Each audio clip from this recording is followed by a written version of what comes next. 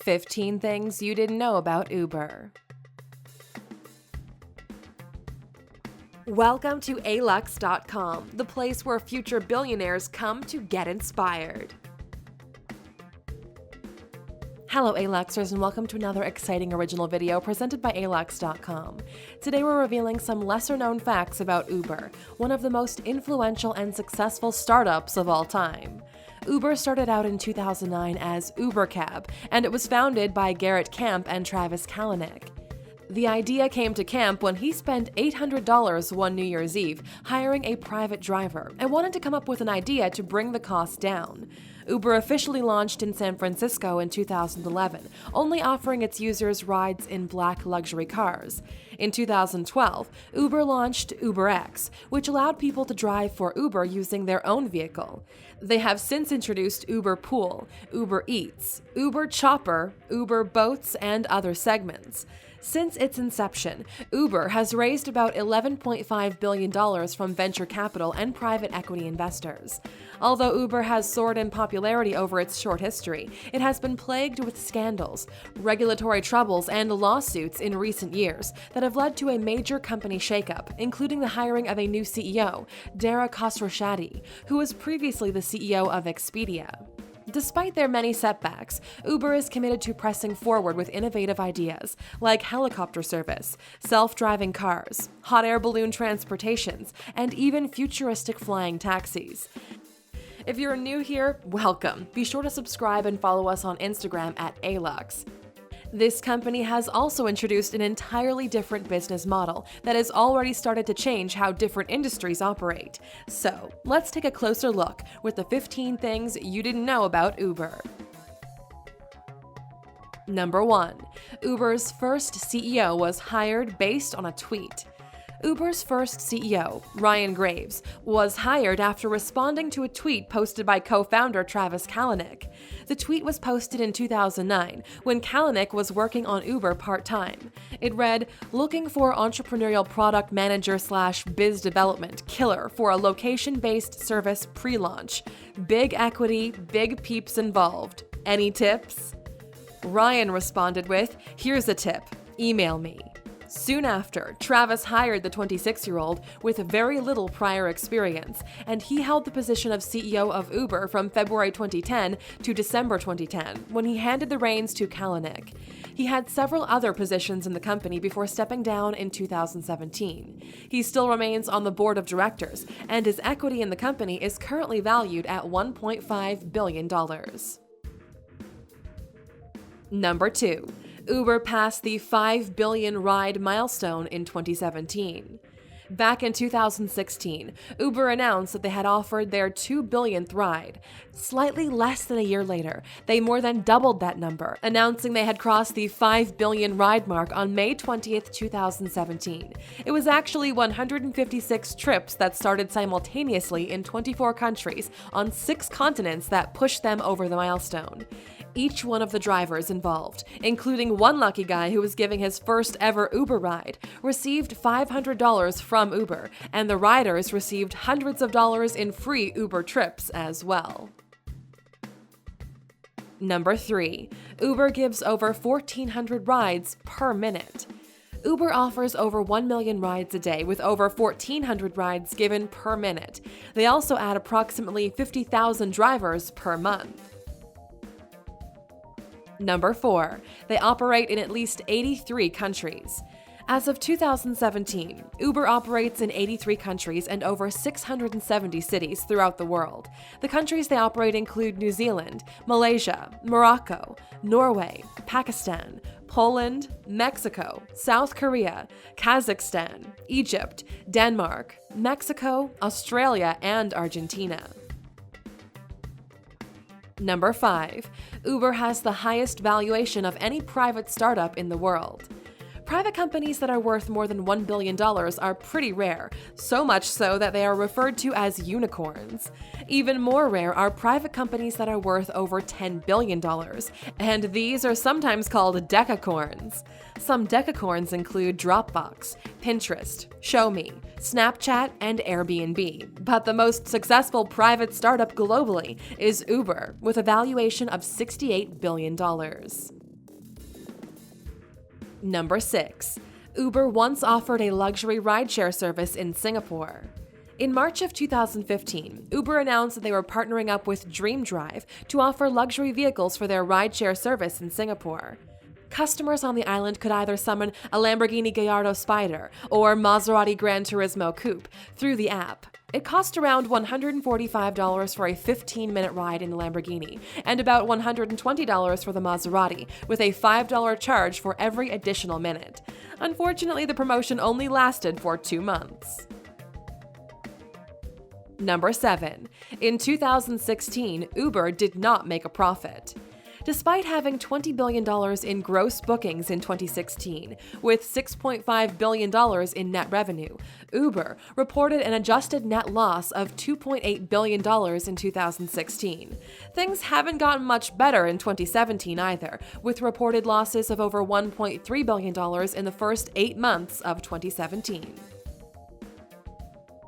Number 8. Uber is being sued by Alphabet for over $2.6 billion.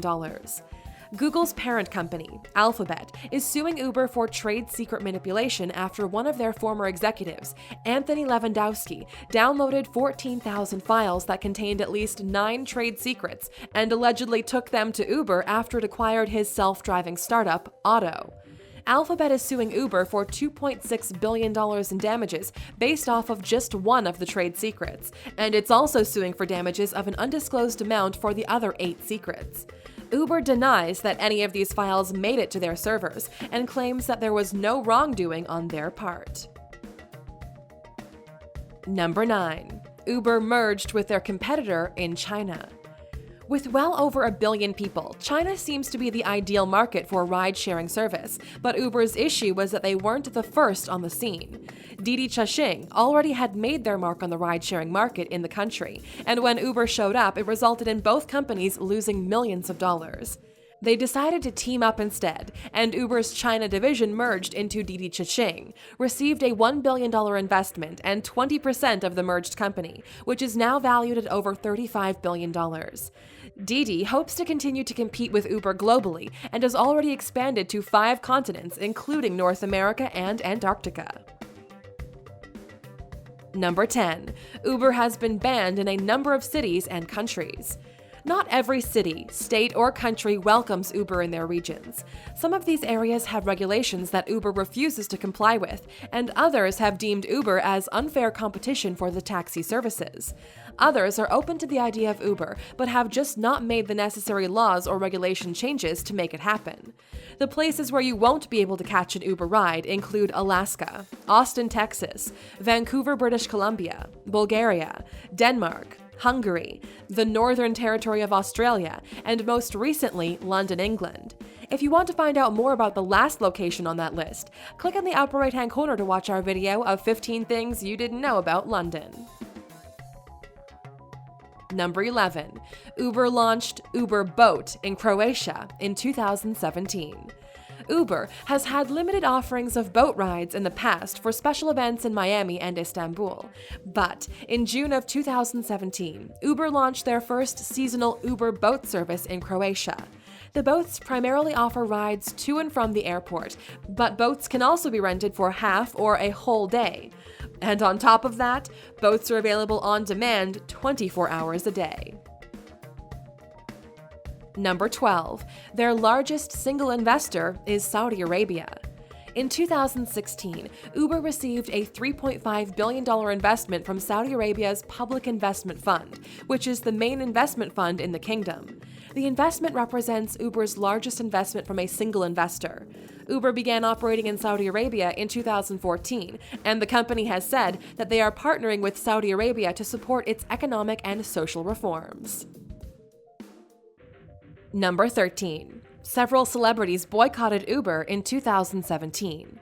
Several celebrities deleted their Uber accounts in January 2017, boycotting the company for their response to President Trump's immigration ban.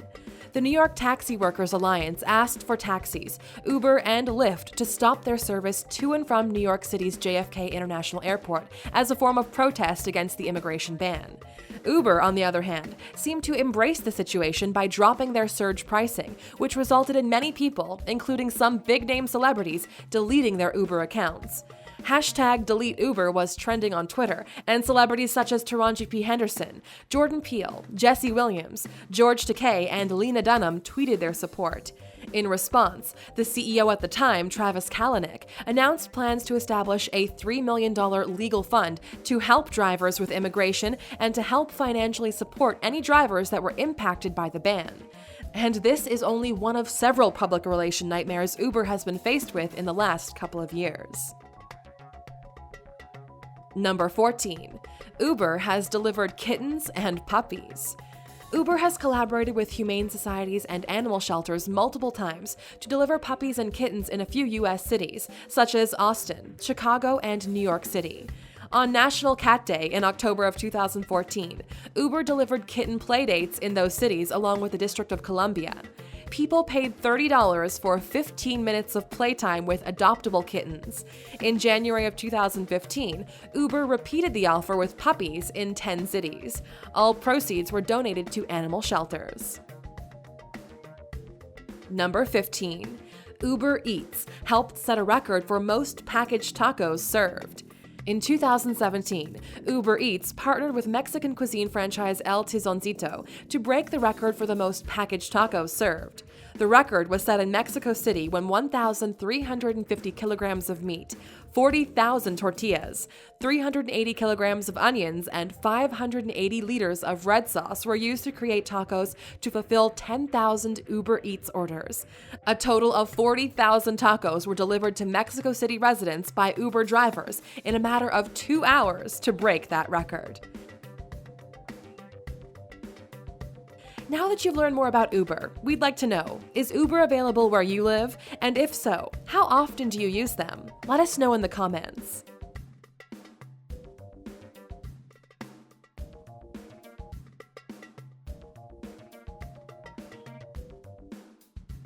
Still here? Here's a bonus fact just for you. Uber has a project called Elevate that is seriously focused on bringing on-demand aviation to everyday people, as well as to decrease commute times and radically improve urban mobility. Their plan heavily relies on vertical takeoff and landing aircraft, or VTOL for short. They envision that the technology and infrastructure necessary for such an ambitious plan could be implemented within the next decade. Thank you for spending some time with us, Aluxer. Make sure to subscribe so you never miss a video. If you want more, we handpicked these videos you might enjoy, or head over to Alux.com for the best in fine living content on the planet. Be a part of the largest community of luxury enthusiasts in the world and tell your story.